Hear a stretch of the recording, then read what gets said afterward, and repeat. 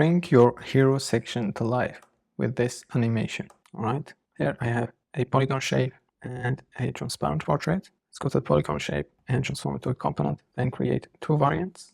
Let's go to the second variant, scale it down, and rotate it like that. Now go to prototype, connect the first variant with the second one, pick after the day 1 millisecond, and smart animate slow 1 millisecond. Next, the second variant with the third variant, after the day 1 millisecond, smart animate slow, and here 1500 milliseconds. Go to my portrait, transform it to a component, and create three variants.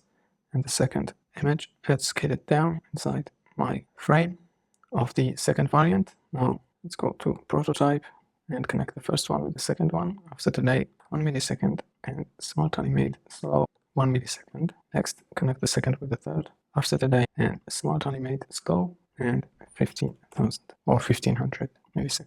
And this is 1 millisecond. All right, let's go to my frame, hero section, and drag the component and the image. Scale image down like that, and select the frame and hit play to see animation in action.